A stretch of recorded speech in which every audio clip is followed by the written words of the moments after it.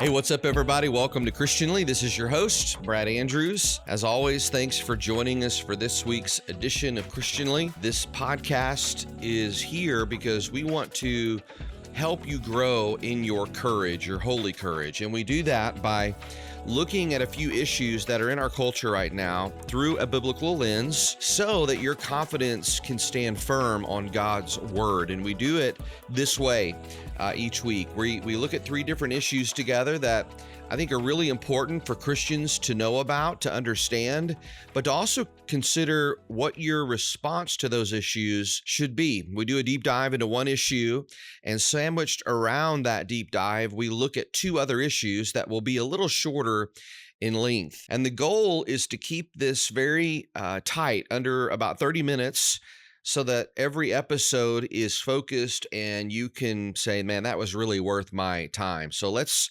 get started. Issue number one. Alexandria Ocasio-Cortez says that she is freezing her eggs because she wants to feel more in control of her life. But when a woman has to freeze her younger biology in order to preserve the possibility of motherhood later, what if biology is telling us something, or telling her something, that she doesn't want to hear? Day one of freezing my eggs, I'm diving into the process, and now I've got, let's see, all of this medicine here. I'm going to inject this first, but I got a pro tip from a friend because this injection kind of stings, it kind of burns a little bit. So a friend of mine told me that if you make the first injection first and let it sit while you're doing everything else, maybe it burns a little less. I don't know. But obviously I'm not doing this on live right now. Could you imagine? I didn't want to distract myself too much by being on live because I'm injecting myself with things. This week, Alexandria Ocasio-Cortez, the 36-year-old Democratic Congresswoman from New York, and probably one of the most recognizable figures on the American left today, began publicly documenting her decision to freeze her eggs. She posted these videos of giving herself injections and explained that she had been considering this for some time and had been actually saving up financially for this procedure. She called the decision that she made empowering. And she said that she wanted women to see the process that she was going through, to have more information about their reproductive options. But what she connected the decision that she made to was telling. She said it just comes down to the realities of being a woman in public life.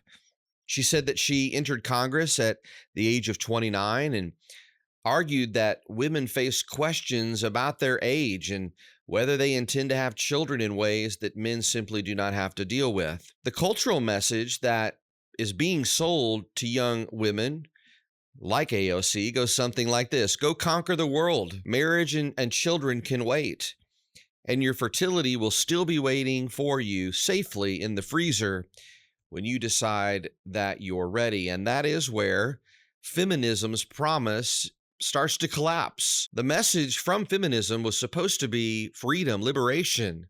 Like, you can have the career. In AOC's case, you can have the political career or political power even. You can have financial independence. You can have sexual freedom. You can postpone marriage. You can postpone motherhood. You can have children later in life. In short, you can have it all now. There is something deeply revealing about the fact that a woman like AOC wants to freeze her younger biology in order to preserve the possibility of being a mother later. We're dealing with technology, and that technology tells us something, that our bodies have limits. One of the great lies, really, of our modern age is that if something imposes a limit on you, it must be unjust, or we've got to find a workaround. It's what AOC is doing here. But let's just say this: Christianity begins with a very different assumption. We are creatures, and creatures have limits. God made us male and female. He made our bodies with a purpose.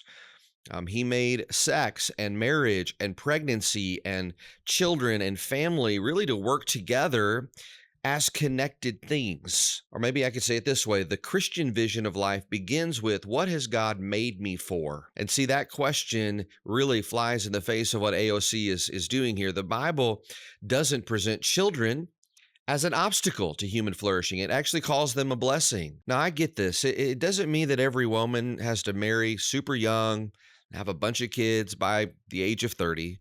Life is more complicated than that. Some women desperately want marriage and children, and they have to wait for that, or maybe never receive that husband or family that they hope for. Some women face infertility. Some face medical conditions. Some endure circumstances that they themselves would have never chosen. And we need to have compassion for those women. But listen, that is very different from structuring your life around postponing motherhood because of your life goals and then turning to technology as an insurance policy. Those things are not the same. We have to wrestle with the problem that this technology allows. And really what it allows is it allows us to treat children as products of our reproductive preferences, rather than the blessings that they are, the gifts that they are. And this is where AOC's phrase is telling. She says, I want to feel more in control of my life. Again, that is the modern promise, right? Control of your body, control of your fertility. We see that with AOC, right? Control of your career, of your sexuality, of your future, ultimately controlling your own body. But friends, we were never designed to carry the burden of controlling everything. And as we said earlier, that's because we're the creature, not the creator. In fact, I would say the most countercultural thing that we as Christians can say to women today is not that you can have it all. It's this: we need to say, you don't have to have it all. Or maybe more pointedly, you don't have to postpone the good gifts of God until every other ambition has been satisfied in your life. I think we need to tell them that there is dignity in motherhood.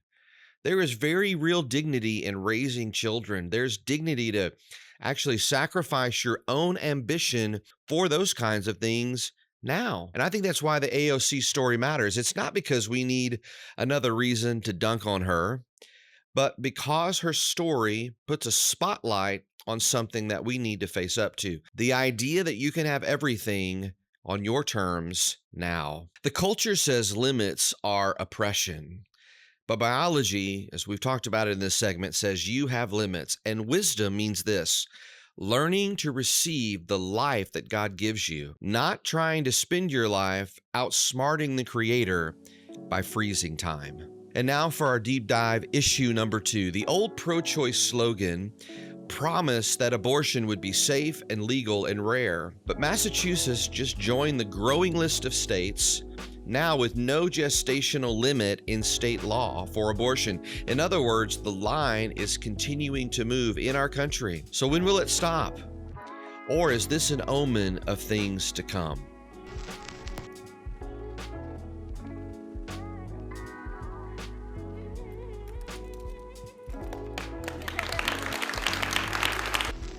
What you just heard in that clip, if you're only listening to the podcast, was applause. And it was an applause over Massachusetts Governor Maura Healey signing Bill H5595 into law. What is that bill, you might ask? Well, it is a bill that removes the state's previous restrictions on abortions after 24 weeks and now allows late-term abortions really up to birth, due to the professional judgment of the physician. So the law is taking a decision that once required a certain kind of conditions around it and is now putting it largely in the hands of what they would call doctors. But listen, they're actually abortionists. And those in support of this bill would say, isn't that better to put this in the hands of professional physicians? They would even say, too, that the bill protects the doctor-patient relationship. It actually gives doctors greater freedom to care for women facing complicated pregnancies. The only problem with that is that the quote physician is not your run-of-the-mill doctor. although many of them have been compromised as well. The law now says that the person who wants to perform the procedure gets to decide whether that procedure should be permitted. And guess who that will be now? Again, the abortionist. See, what Massachusetts has effectively done here is they've removed that final legal protection for unborn children after 24 weeks. And not only that, they have eliminated the requirement that these abortions take place in hospitals. It's amazing, right? With Massachusetts now, there are 10 states where there are no gestational limits on abortion in those states' law. Those states are Alaska, Colorado, Maryland, Michigan, Minnesota, New Jersey, New Mexico, Oregon, Vermont, and now Massachusetts. And Washington, D.C. actually is a part of that list as well. But what we see in this Massachusetts decision and other states is something that I've heard about for years. It's what we said just a while ago. The old slogan for the pro-choice movement was that they wanted abortions to be safe and legal and rare. And because the movement hasn't stopped at rare, the line has kept moving. And what we see here in Massachusetts is just another state that is normalizing something that at one time was unthinkable. The line is moving further and further until eventually maybe there'll be no line at all in any state. So let's talk some brass tacks for a moment. And this is something that leftists like Healy don't want to face up to with very real honesty. Babies can survive outside the womb at the same stage when the law permits them to be killed inside the womb in Massachusetts. In fact, babies as young as 19 weeks have survived after birth. By 24 weeks, premature infants can and do receive intensive medical care designed to preserve their lives. Hospitals have neonatal intensive care units for this very reason. But again, don't miss this. Under the new Massachusetts law, a child at the same stage of development, or get this, even older, can be killed in an abortion. And what always bothers me on this issue is that we're simply talking about location. The child is somehow still worthy of protection outside of the womb, but somehow disposable when they are inside the womb and up to the point of birth. It's the same child. It's just a different location. And I guess what I'm trying to communicate here is location is a terrible basis for human dignity, but somehow location has become, for those pro-choice people, the difference between a patient to be cared for outside of the womb and a pain to be eliminated if inside. And this is why second and third trimester abortions are not these abstract medical procedures. They are barbaric forms of murder. They involve things like dismemberment or labor induction. And in some cases of those inductions, a baby can be born alive if the abortionist has not first induced what is called fetal demise. And according to the Charlotte Lozier Institute, more than 60,000 abortions occur after 15 weeks each year. That is a point in the pregnancy, again, where unborn babies can absolutely experience pain.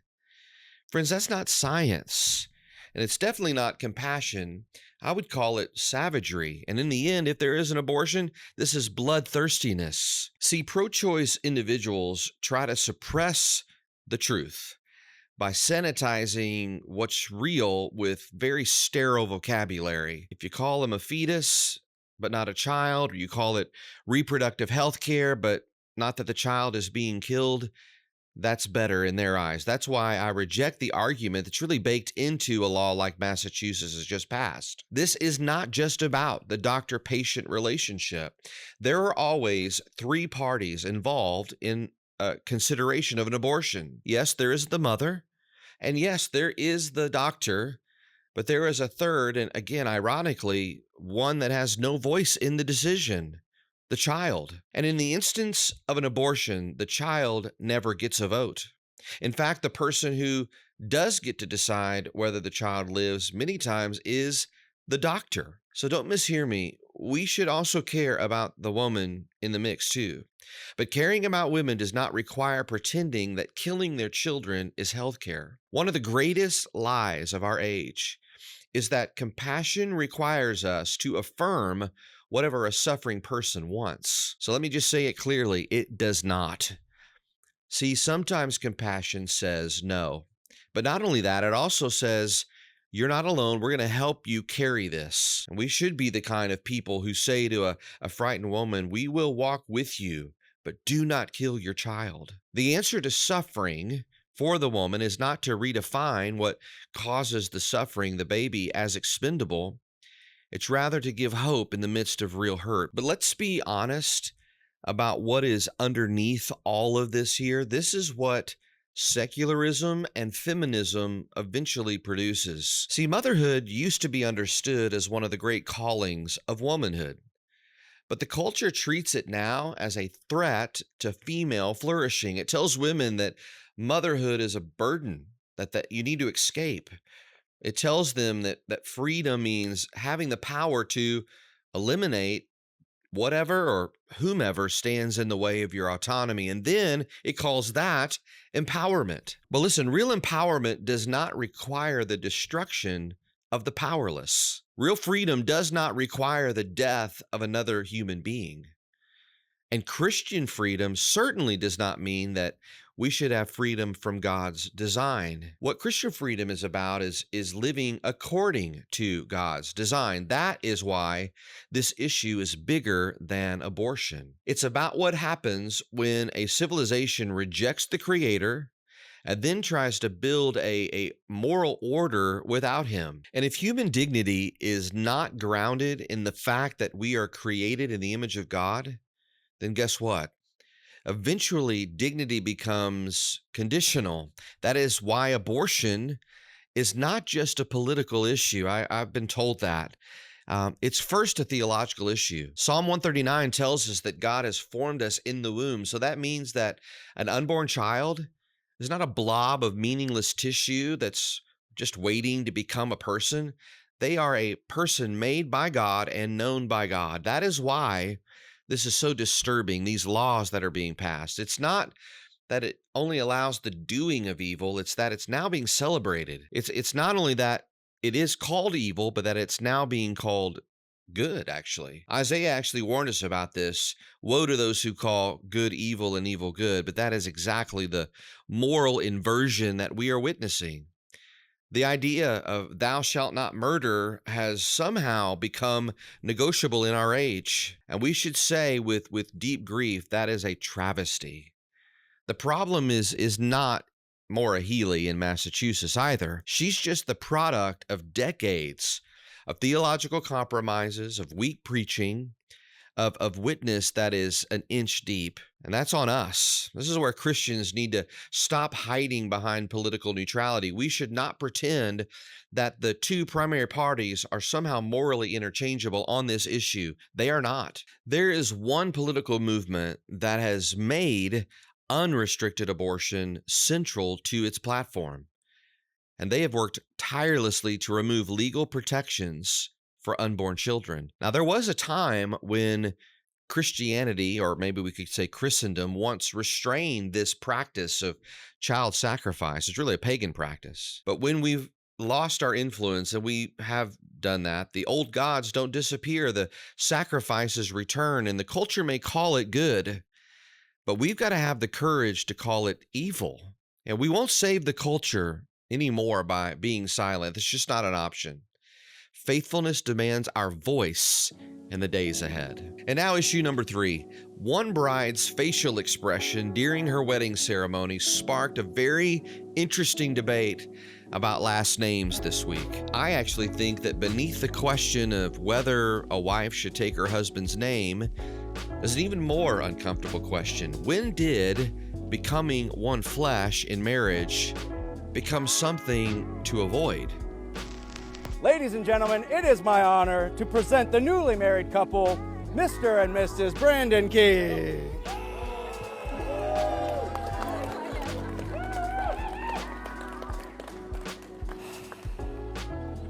Mr. Brandon Key and his wife, Regina Aloui.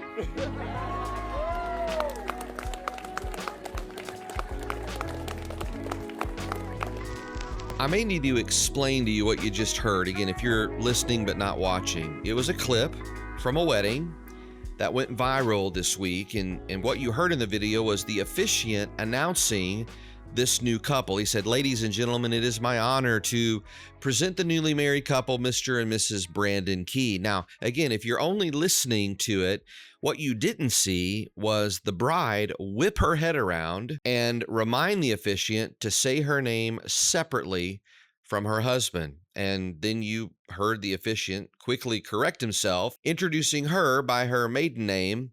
And the woman, with an exasperated look on her face, seemed to be very unhappy. Now, some responded in support of the woman, saying she may have had professional reasons for her decision, or that the tradition of taking the husband's name isn't a universal idea. Some have even said that she was rejecting the convention of the idea of marriage, which is really odd because that connects the husband's surname with things like authority and male entitlement. But many others responded saying it wasn't that she just wanted to keep her maiden name.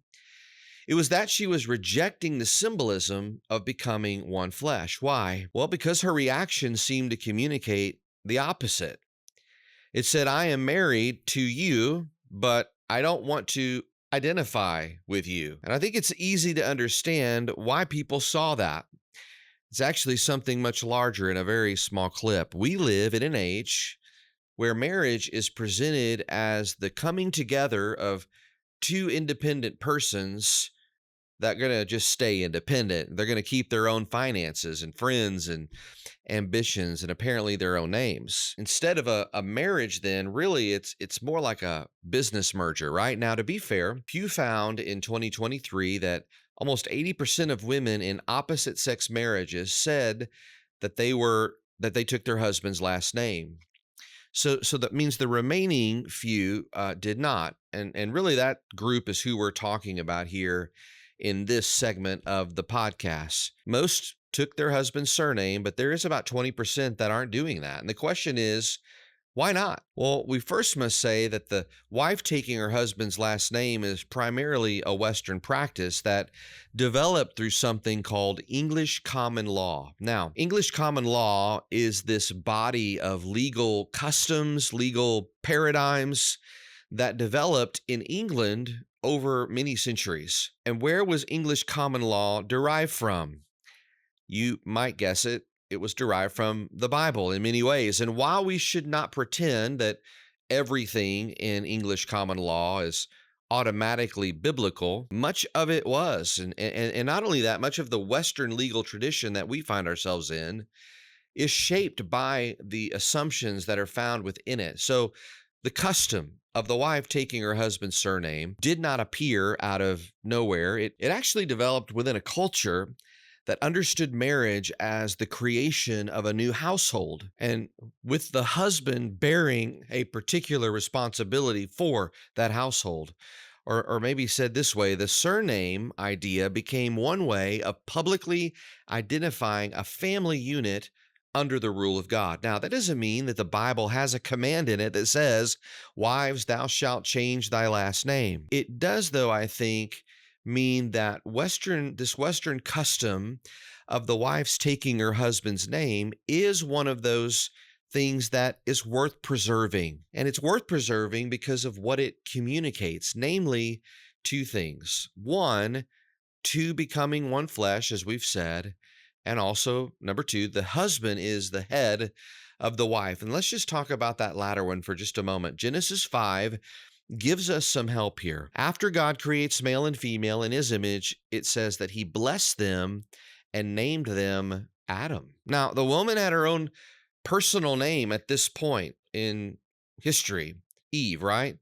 But at this particular moment, she received the man's name. And in the New Testament, Paul says that the husband is the head of his wife, as Christ is the head of the church. And that means that the husband is called, as we just said, to carry a kind of responsibility for leadership, for provision, for protection, among other things. And it is because of this that his family, I believe, should bear his name. See, feminism has spent a lot of time catechizing women, and honestly men as well, to believe that dependence is weakness, or that authority is somehow oppressive, that submission is humiliating. But Christianity gives us a completely different vision of all of this. When a woman takes her husband's name, the Christian meaning is not, I am now less of a person for the wife. It really should be, this man has been entrusted with a particular responsibility before God for the good of this household. And friends, that is a good thing. A last name, yes, it's only a symbol, but symbols matter. And because a culture has largely forgotten what a name means, Christians should not just give up this idea. Because I think what is at stake here is not really a last name. It is a vision of what marriage is. And if marriage really is two people becoming one, and if the husband is given this responsibility before God for the leadership of his family, of his household, then a shared family name makes perfect sense to me. So we shouldn't be embarrassed by this tradition. We should ask, what does it communicate? Marriage is not two independent people trying to maintain their own autonomy. It is a man and a woman giving themselves to one another. Yes, the name is the symbol, but oneness is the point. And the irony of this, when a woman decides to not take her husband's last name, she's saying, I want to use my mom's last name instead of my father's, which means you want to use your grandfather's last name. Here you can see how this argument falls flat. The surname is something that we need to recover. It's also something that we need to celebrate. Hey, thanks again for joining us for this week's edition of the Christianly Podcast. I want to encourage you to connect with us. You can find us on YouTube. You can find us on social media. You see the options there at the bottom of your screen. Would love to connect with you there. And if you have questions for us or comments, we'd love to hear those. Be sure to follow us. Any way that you listen to us, make sure you get notifications for new episodes. We would love that. And if you're ever in the Tulsa area, I would love to invite you to come and join us at Cross and Crown Church, where I have the privilege to be the lead pastor there. We meet at Will Rogers Church at 10:30 on Sunday mornings. We'd love to have you, get to know you there. And remember, don't just speak and lead, share the light. And remember that there isn't a corner of this world that doesn't belong to the King.